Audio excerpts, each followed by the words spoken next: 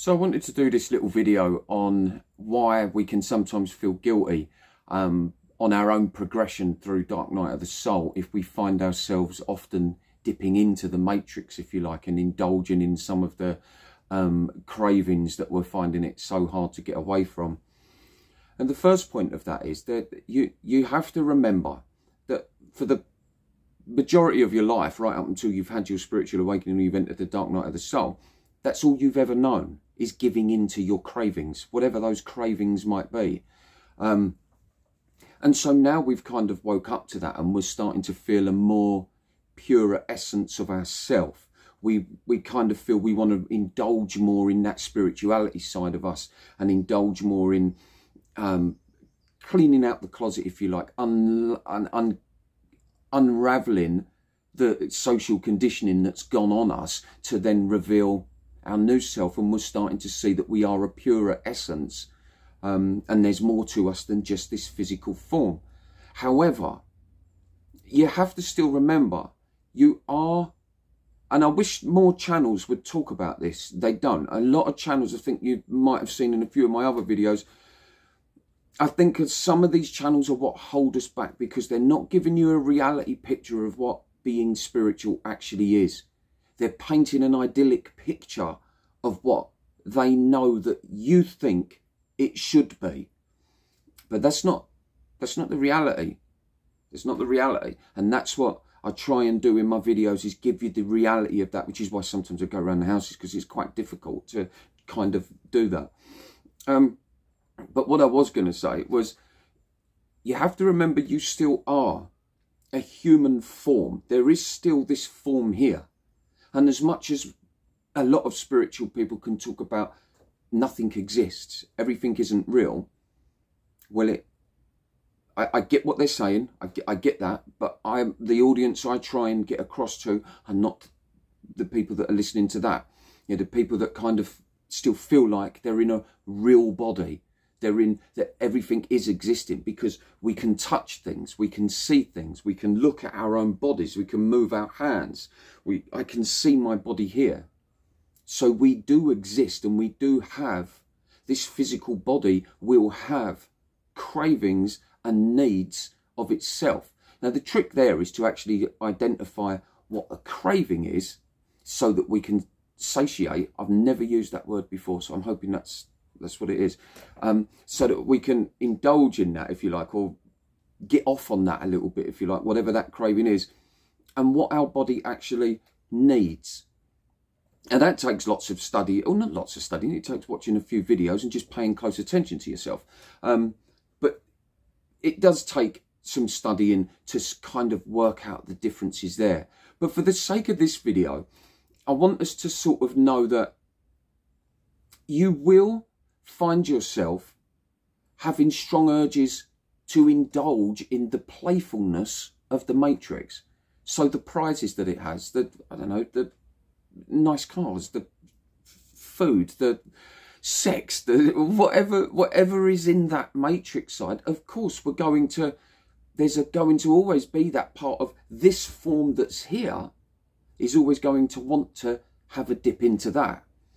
And especially when we first get into Dark Night of the Soul, it's very hard to come away from that, because that's all we've ever known. But the more time you kind of allow yourself to start surrendering to the Dark Night of the Soul, the more you find your pure self starts coming out. The essence of the being that you actually are. You start seeing the bigger picture of life in general, the wonderment of everything here. And you're part of that wonderment. You start seeing yourself as actually a wonder, and other people, because let's face it, humans are the most, in my opinion, the most incredible things that have come out of anything.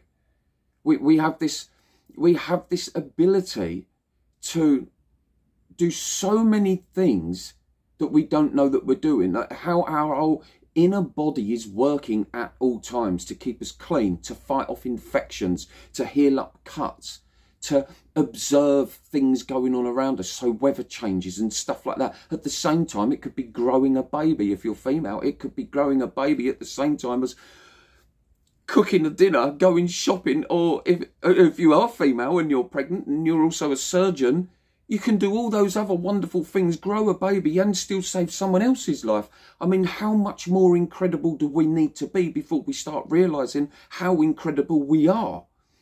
But that was a little digression that I wasn't expecting. But that aside, so it is quite normal for our human body, the physical self, to want to dip back into that environment. And should you do that, and you find you've been in there, and you've indulged in a load of junk food or drinking a load of beer or, I don't know, whatever it might be, whatever the thing is for you that you've done, is to not feel guilty about that, but actually kind of imagine how that made you actually feel. Because as your old egoic self starts to leave you, your pureness comes out. Your pureness does not want to do those things. It's not that you make a decision as such of, no, not drinking beer again, I don't want anything bad in my body. It's almost as if your purity starts, it won't allow that to happen. It just doesn't allow that to happen.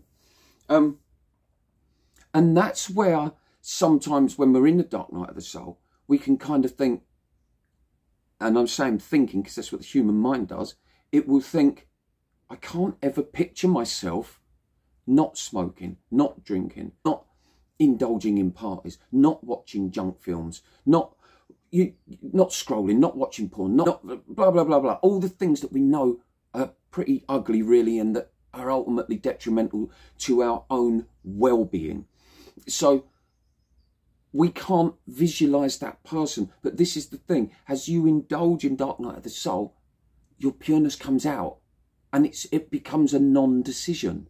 It's you don't want to do it. Like in my journey, guys, I used to smoke, but I mean, I gave up 10 years ago, but I think that was the start of when things started to come into it. Just, I started to pay more attention to my body, my physical body. And I started to, I've always been fascinated by the mind, as you know, I'm always saying that. The human mind, our body, evolution, space, and I've always been fascinated by it. So I've always learned about that. So I kind of started to realise that I don't want dirty stuff in my body. Although, and then I gave up smoking, and I also then stopped drinking for a long time. I was a party animal, as a lot of you know. So I then stopped drinking. And they were more conscious decisions, if you like, that come from a mind. No, I'm not doing this to myself anymore. So I kind of gave them up 10 years ago. But moving forward, after I then had my spiritual awakening, what come naturally after a process, and there'd be a lot of you that go along with this, I started to stop eating meat. I started to stop having such big sugar intake. And these weren't things that I was consciously deciding to do. They just started happening. As I walked down the meat aisle in supermarkets, I could almost feel and hear the pain of the animals. I'd never really given that any thought before, because they're just in pretty little packets with cellophane around them, and they just get sold off. So we just eat it because in the conditioned world, that's kind of what we do. But really all we're actually doing, and I ain't preaching no one about your diet. You make your own decisions and you'll go your own way and you'll find your own way down your spiritual path with that. I'm just telling you how it went for me. So I started to see the pain of that. I could almost feel it often. The same as a lot of people can start feeling other people's sensitivity, or you can feel other people's pain. I was also getting that, but I could also feel it down that, you know, the meat aisle in supermarkets. And as much as I wanted a burger and a steak and these foods, which even now I can think, oh God, I used to love that so much. It was like I just couldn't buy it. I couldn't buy it. And it felt good though. This is the thing. It felt good because my pureness started to come out. That was what really helps with me. And so now I'm a vegetarian, and I'm pretty much a vegan, to be honest with you. But that's just where I'm not deciding, right, I'm going to be a vegan, I'm going to be vegetarian. They're kind of just happening.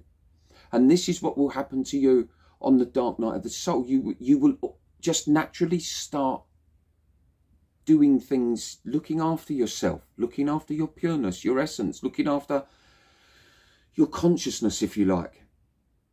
And so you don't need to be worrying about, I can't ever see myself being the type of person that would be vegan.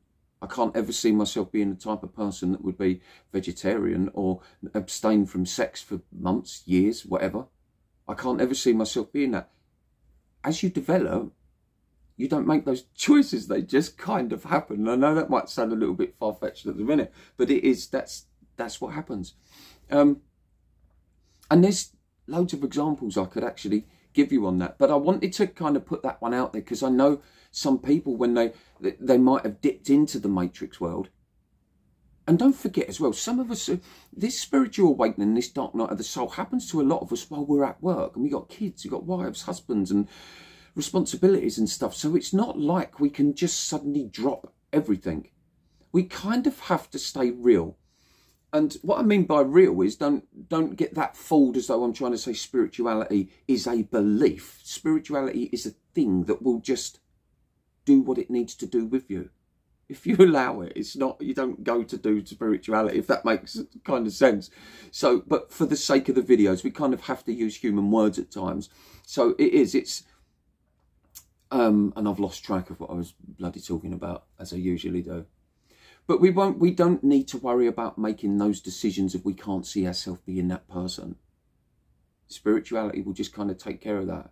Your pureness, your awareness of the stuff will just start happening. And that's where sometimes when I'm talking about the surrendering, that's where it happens. And if you're paying attention to your inner self, which is why the beauty of being alone does this, because it allows your true feelings to come up away from any clouding of the possibility or the temptation of cravings, like opening your cupboard and reaching for the packet of biscuits. You know, it's any cravings whatsoever. You're out in nature and it's away from all of those cravings. The only craving you might get is to sit down and actually stare at the beautiful scenery or listen to the birds. Or if you're by a stream or a lake, listen to the water. You know, just that's your only craving. And they're good cravings because that's where we evolved. That's where life for you is at. You know, so they're the only cravings there. So, but in the silence is where you find the answers to most of this stuff. And I kind of thought that was a good little message to put out there, that one. I kind of enjoyed that. I kind of enjoyed thinking about what I was going to say and then said nothing like what I thought I was going to say, but it's come out anyway. But that is something I ultimately think keeps us stuck. We can feel guilty when we kind of jump into that matrix. Oh, that's what I was saying, wasn't it? Some of us are in there, so it's hard to leave that. You'd have to be an incredible human being to actually just think, okay, well, I've had a spiritual awakening. I'm in the dark night of the soul. So now I'm going to turn vegan, never eat pastry again. I'm never going to drink alcohol. I'm going to give up smoking. I'm going to abstain from sex for a while. I'm never going to watch porn or junk food, turn the news off. And do you get what I'm saying? So as we're separating, it's a slow process. So if you do dip into it, and I would try and say to you, be careful of knowing if you're dipping into it on purpose or if it's just something that you become aware of. You know you're going to dip into it and you just allow yourself to do that little thing and then you come back out again and then you're aware of it. And, it's kind of that. It's kind of how it's going to go. Because to go the extreme way and give up absolutely everything to indulge in an ideal, perfect spiritual practice is a big ask for any being on earth. And humans carry around, I mean, as much as we're a wonderment, other animals don't have what we have, which is the ability to develop like emotional attachments to things and stuff like that. I'm sure they do in their own way, but not like the excess of what we do. Every single thing around us is a temptation to do something that we don't want to be doing, or something that would actually be detrimental to us as beings, to our lives. It can sometimes send us down this route of self-sabotaging and stuff like that, which my life, by the way, was one big self-sabotage from start to finish. I sabotaged everything, and I will be doing a video on that, on self-sabotage, because I think that holds a lot of us back. But anyway, hope that video, I'm going to close that one up there because there's not much more to say on that, and sometimes I do have a habit of going on too long, or I think I do, so there you go. But anyway, I hope that was interesting to some of you. Let go of that guilt if you do it. If you find yourself doing it too much, develop a stronger spiritual practice.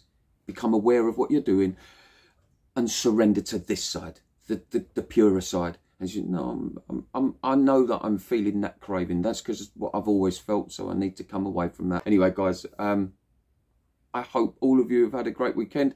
A little bit grey here today, but I will probably be doing another video later on another topic. This one was just kind of thrown in because it came into my head, and I thought, oh, I think that might be valuable for some people out there. So I thought I'd leave this one. Anyway, guys, love every one of you. Hi to the new subscribers. They seem to be moving again, which is awesome. And I look forward to speaking to you all. Thank you, guys.